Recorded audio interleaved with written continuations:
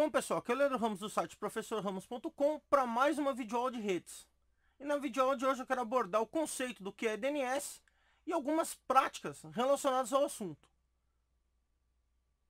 Vamos lá? Então o que vem a ser o DNS? Ou qual é a função do DNS? Você certamente sabe que para navegar na internet você digita o URL do site, ou seja, o endereço www.professorramos.com ou www.jeffersoncosta.com.br. Legal, mas na internet você não vai achar o servidor que contém esse site com esse nome. Na verdade, você precisa do endereço IP. Toda rede, toda a internet é baseada em endereço IP. Então, para achar qualquer site na internet, você precisa do IP e não do nome do site. Então, eu preciso de alguém que faça essa conversão, que transforme esse nome desse site em um endereço IP. E quem faz isso é o meu servidor DNS. Antes de mais nada, eu vou comparar o DNS com a agenda do seu celular. Você vai lá no seu celular e escolhe um nome na sua agenda. Por exemplo, eu vou escolher aqui o Jefferson Costa. Então você vai com a setinha até o Jefferson Costa e manda discar. Mas todo mundo sabe que ele não disca para a palavra Jefferson Costa. E sim vai ligar para um número de telefone. Número tal, tal, tal, tal, tal, tal, tal. E aí vai ter lá toda uma identificação desse número. Por exemplo, 11 indicando que é São Paulo, mais estará lá indicando o país. E aí o número da operadora, toda a identificação, aí 9 que é celular, então tem aquele formato de número de telefone. O que acontece quando você faz essa ligação? O seu celular tem uma agenda que vai converter aquele nome que você escolheu em um número de telefone. Então você não disca para o nome, sim para o número. A mesma coisa acontece num computador. Eu não vou entrar no www.professorramos.com e sim vou entrar em um determinado endereço IP. E o DNS é o serviço que vai fazer isso, vai converter esse nome para o IP correspondente. Quando começou a internet lá nos primórdios, como que funcionava isso? Tinha um arquivo de texto chamado hosts em cada um dos grandes servidores da internet. E esse hosts continha o endereço dos outros. Mas com o crescimento da internet isso ficou impossível de se manter. Porque toda vez que um novo servidor era incluído, ou você tinha um novo site, uma nova estação na internet, você tinha que fazer o quê? Você tinha que alterar todos esses arquivos. Isso passou a ser impossível. Então eles criaram um sistema hierárquico para que funcione essa tradução de nome para IP e de IP para nomes. Vamos dar uma olhada nisso rapidamente aqui no meu navegador. Toda vez que eu digito um site novo, por exemplo, eu vou acessar aqui o www.jhtechinformatica.com.br e eu quero que vocês notem lá embaixo, na barra do navegador, quando eu digitar esse site, o que vai acontecer. Ele vai escrever assim, obtendo um endereço IP, bababá, pesquisando. Vamos ver isso aí. Aguardando informações de JHTech. É muito rápido. Mas o que aconteceu nesse momento? A minha máquina fez uma consulta na internet perguntando quem é jhtechinformatica.com.br e me retornou um endereço IP para minha máquina conseguir acessar esse site. Eu vou fazer uma outra pesquisa aqui, jhtechead.com. E olha lá embaixo na barra, de novo, muito rapidamente. Ele faz uma pesquisa e me retorna aqui o site da JHTech Treinamentos em Informática. Eu poderia navegar no site através do seu IP? Poderia. Por exemplo, eu vou digitar aqui 200.147.67.142 e vou pressionar Enter. Notem que eu coloquei o endereço IP. E quando eu faço isso, ele me abre o site do UOL. Então eu naveguei diretamente, sem a necessidade de um DNS. Mas seria impossível para um ser humano decorar todos os IPs de todos os sites. Ou no mínimo ia ser ter uma lista na máquina, algo muito trabalhoso, né? E não é assim que as pessoas navegam. Normalmente você digita www.uol.com.br ou apenas uol.com.br. Então você já entendeu nesse momento que quando você digita uma URL, www.procedimentosenti.com.br, na verdade, não é esse endereço que te leva até um site, e sim o endereço IP. E é pesquisado um servidor DNS para que ele transforme esse nome em um endereço IP. Vamos ver de maneira bem básica aqui os 4 passos essenciais. Você está aqui no seu navegador de internet e primeiramente vai digitar o URL do site. Então eu quero entrar lá no www.professorramos.com. A sua máquina vai fazer uma pesquisa no servidor DNS, passo 1 aqui, e o DNS vai te retornar o IP desse site, 200.234.96.241, por exemplo. Uma vez que o seu computador conhece o endereço IP, o seu computador vai até o servidor web, usando o IP, 284.96.241. Esse servidor que contém o site vai entregar para sua máquina o código do site, aqui o passo 4. Então sempre assim, a máquina pesquisa o DNS devolve o IP do site, a máquina novamente faz uma conexão com o servidor web utilizando agora o IP, e o servidor web retorna o código que foi solicitado, que não é nada mais nada menos que o teu site. O DNS funciona na camada de aplicação do modelo OSI e usa o protocolo UDP para troca de informação, ou seja, sem confirmação. Aqui eu tenho exemplos de endereços primários e secundários de DNS que podem estar configurados nas suas máquinas. Esse do OpenDNS, 208.67.222.222 o primário, e o secundário 208.67.220.220. E aqui o do Google, o DNS do Google, 8.8.8.8, e o secundário 8.8.4.4. Por que primário e secundário? Se um servidor DNS desse estiver fora do ar, você teria um segundo servidor DNS para pesquisar, para você não ficar com a sua internet parada. Já que se cair o DNS não estiver no ar, você não tem quem faz a troca de nome para IP e não conseguiria navegar na internet.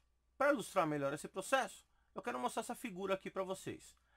Então, olha que interessante essa figura. O computador quer acessar um determinado site, então você digitou lá um endereço. O que vai acontecer? O computador vai até o seu roteador, no caso você está num roteador sem fio, por exemplo, e pesquisa quem é o DNS. Automaticamente ele vai sair aqui do seu roteador e vai para o seu provedor. E aqui no DNS do teu provedor, ele vai tentar descobrir quem é aquele site. Você conhece o www.algumacoisa.com.br? Se o seu provedor conhecer, ele já pode retornar para você aqui o IP desse site. Mas imagina que ele não conheça esse site que você acessou, nunca ninguém acessou, ele não tem o conhecimento desse endereço. Então ele vai pesquisar isso na raiz. Já vou dar mais detalhes do que é essa raiz. Se ele encontrar na raiz, ele vai voltar para o teu provedor quem é o responsável, o principal responsável por esse endereço que você solicitou. E aí o seu provedor vai fazer uma nova pesquisa agora no servidor DNS responsável por esse site. E esse servidor vai fazer todo o trabalho até me devolver o IP do site. O IP tal, devolveu para o meu provedor. O meu provedor vai guardar isso em cache armazenado para uma futura pesquisa, vai devolver isso para o meu roteador. O meu roteador, por sua vez, vai devolver esse endereço para a minha máquina. E aí eu consigo, através do IP, conectar ao servidor web. Então, toda vez que você conecta um site, é feito esse sistema de pesquisa. Vamos enxergar com mais detalhes esse passo a passo.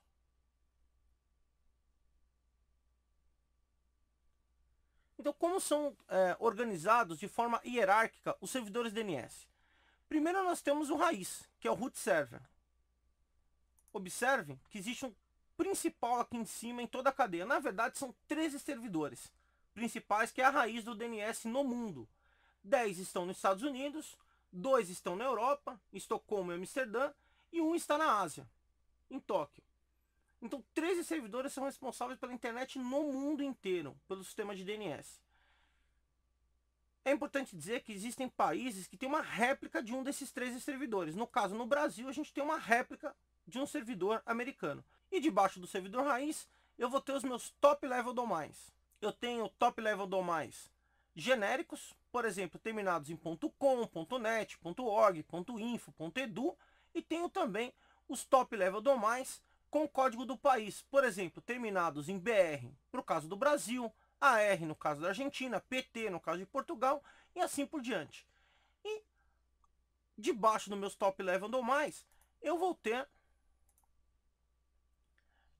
os sites. Por exemplo, eu tenho um servidor raiz, debaixo do servidor raiz, o top level domain, que corresponde, é responsável pelo todo o site terminado em .com, e debaixo desse top level domain eu teria aqui o professor Ramos. Vamos imaginar um outro caminho aqui, ó. Eu tenho um servidor raiz, debaixo dele eu tenho o que corresponde pelos domínios terminados em .br, debaixo do .br eu teria responsável também pelos sites .com, então .com.br, e debaixo desse eu teria, por exemplo, o site Jefferson Costa, o nome do usuário. Olha um exemplo aqui, ó, dns.pt.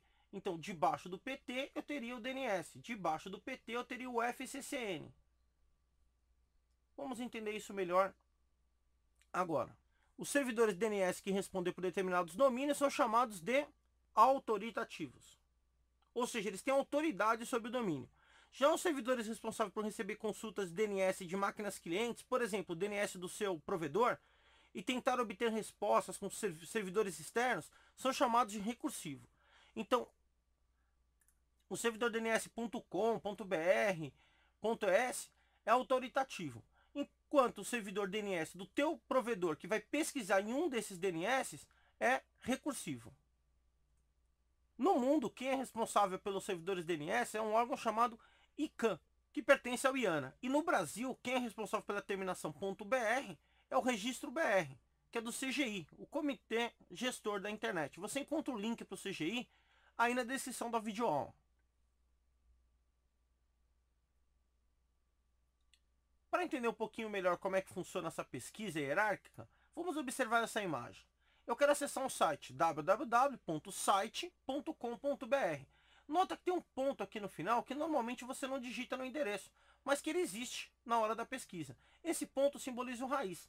Então toda vez que você vai procurar um endereço na internet, através do sistema hierárquico do DNS, o que ele vai fazer? Primeiro ele vai para o ponto, que é o raiz. Está aqui, ó, no topo da minha cadeia.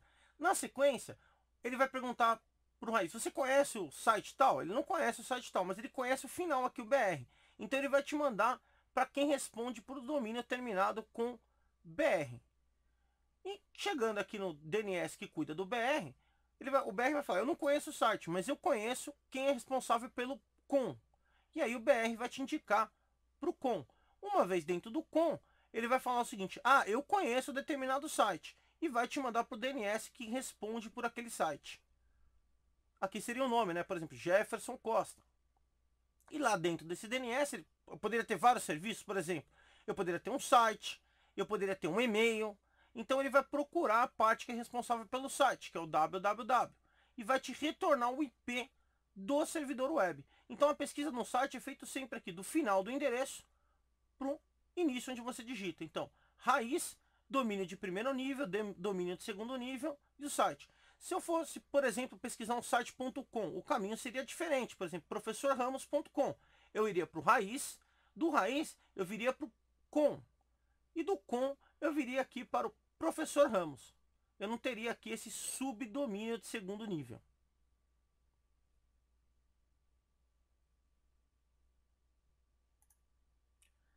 Você pode fazer a pesquisa DNS de duas maneiras, eu já vou mostrar isso na prática.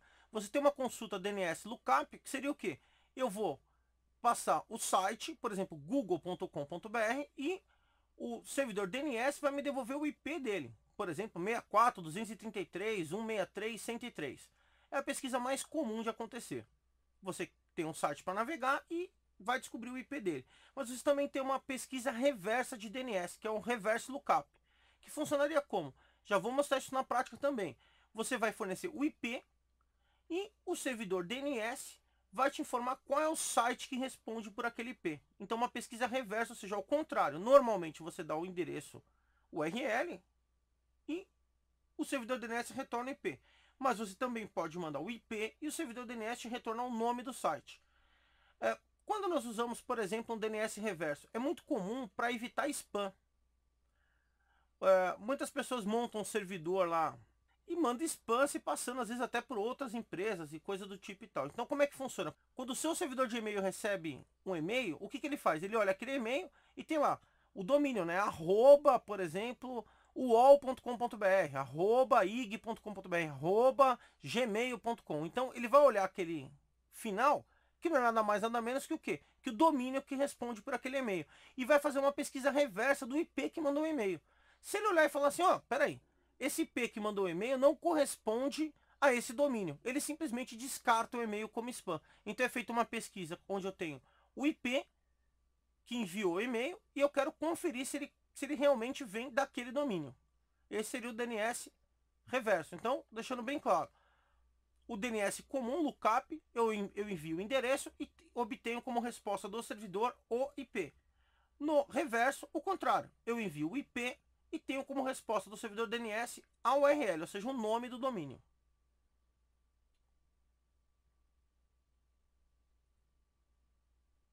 Então tá aí a forma hierárquica que é organizado o DNS na internet. Lembrando que eu tenho o servidor raiz, os top level domais, e debaixo deles o segundo nível, terceiro nível, até chegar ao site que você quer acessar.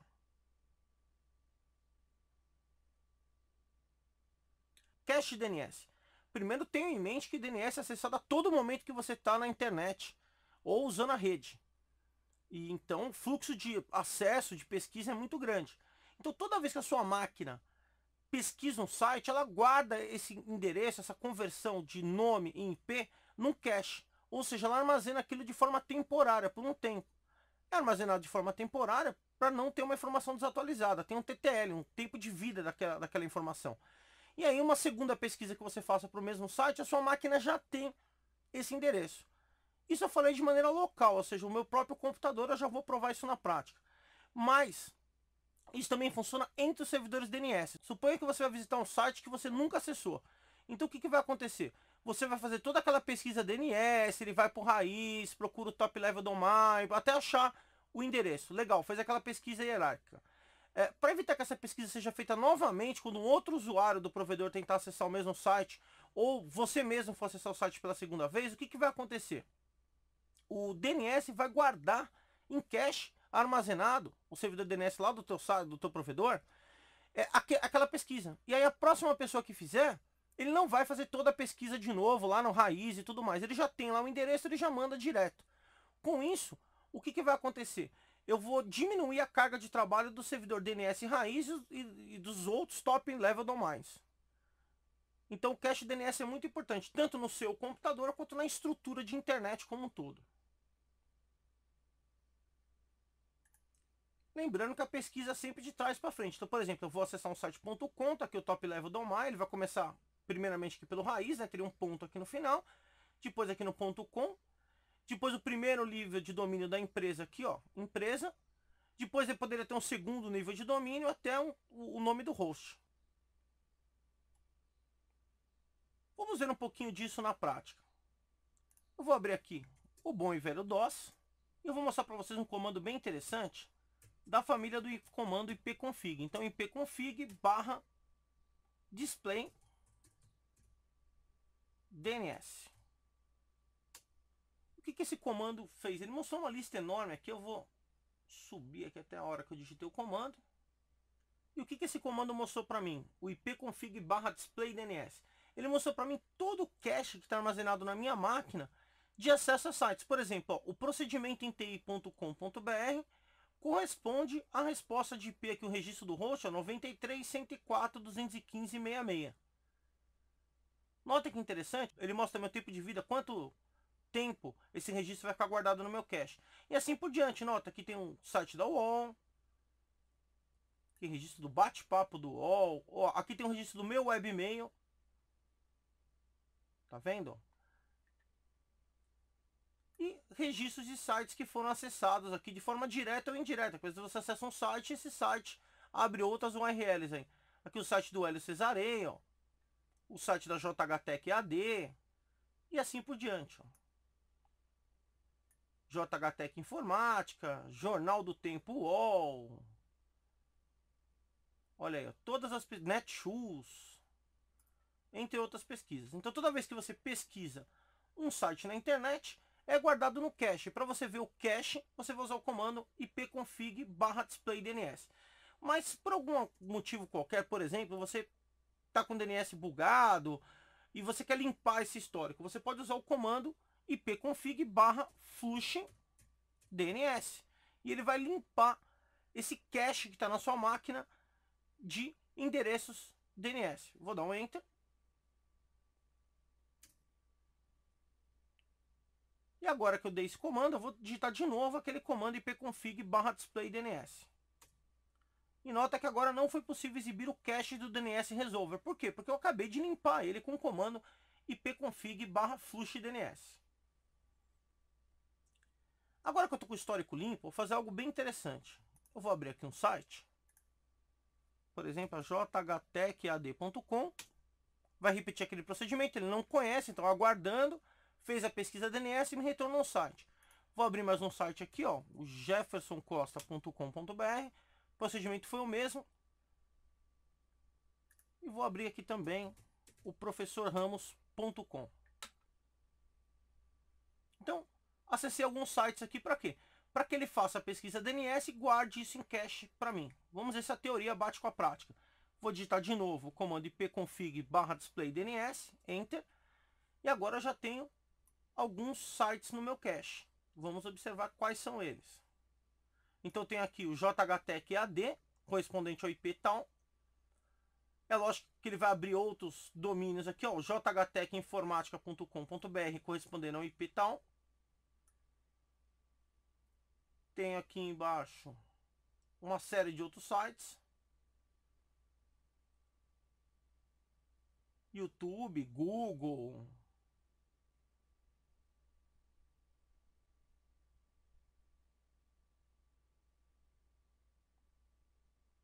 Moodle, né, que é a interface de EAD. professorramos.com aqui no final e mais alguns sites que são acessados de maneira indireta dentro do código que está em cada uma das páginas. Então, notem que funciona. Eu vou agora mostrar para vocês como testar um DNS e o DNS reverso através do NSLookup. Vamos lá? Vou limpar a tela aqui com o CLS. NSLookup. E o que é esse aplicativo? É um aplicativo para mim testar os meus servidores DNS. Vou dar um Enter. E o que acontece? Que ele mostra para mim quem é o DNS da minha máquina agora, que é o resolver1.telesp.net.br. Usuário aqui de Vivo Speed. Ele mostra o endereço do meu servidor DNS no momento. E agora eu vou fazer uma pesquisa básica. Primeiro eu vou pesquisar um site. Então eu vou colocar aqui, por exemplo, professorramos.com. E ele mostra para mim que o endereço do meu site corresponde a esse daqui. Vamos fazer isso com outro site. procedimentosemti.com.br. Então, esse site procedimentosemti.com.br corresponde a esse IP.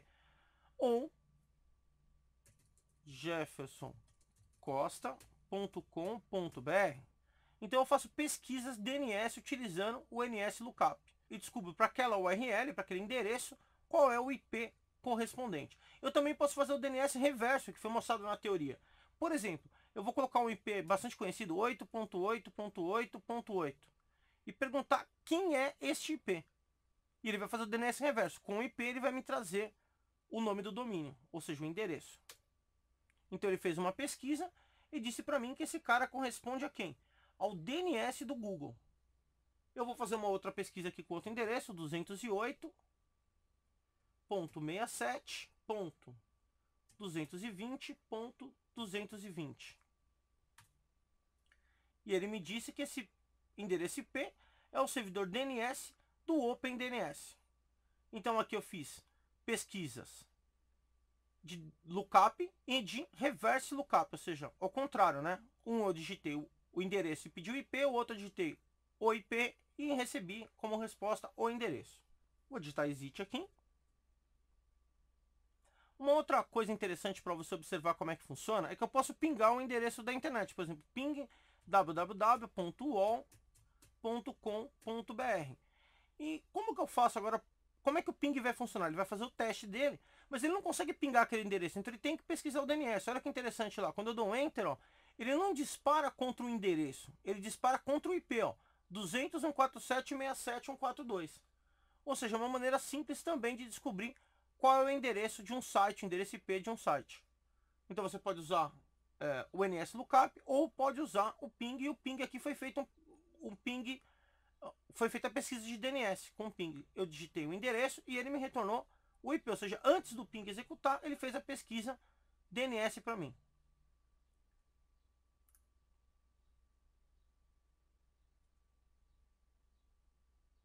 Então vocês viram na prática o cache, o DNS reverso. o DNS comum, entre outras práticas.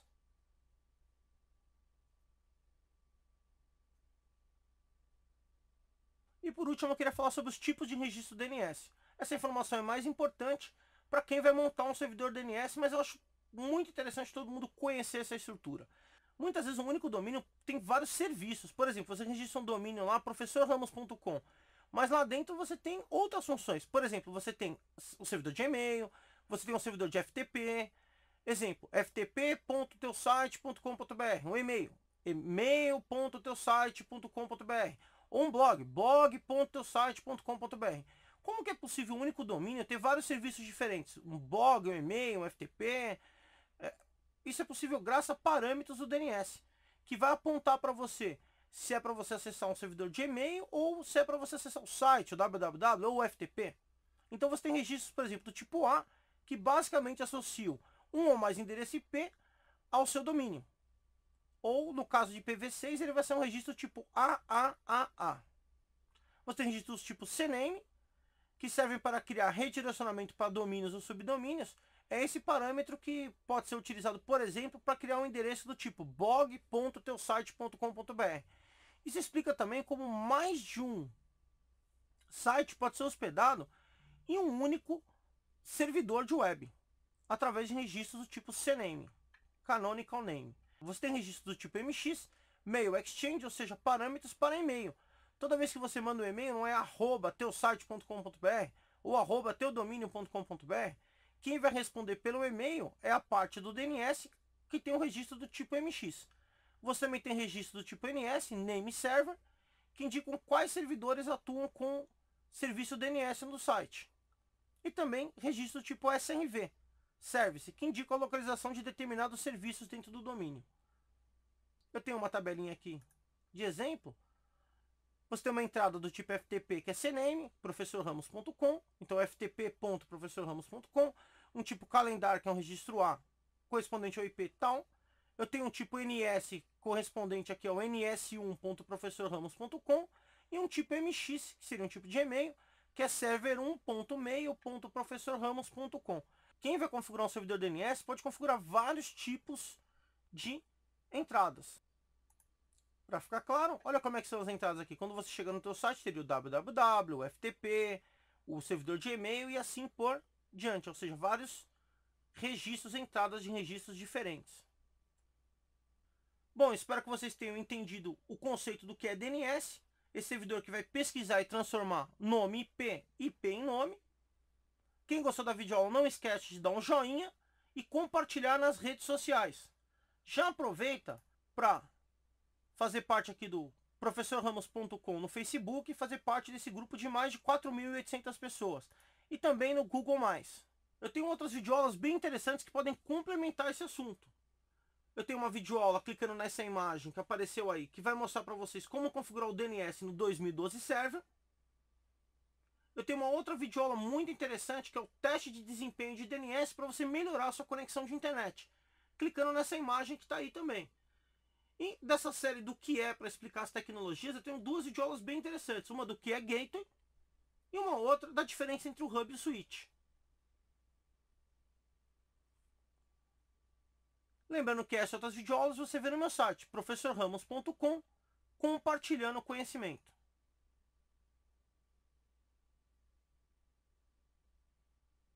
Se inscreva no canal e compartilhe a videoaula nas redes sociais.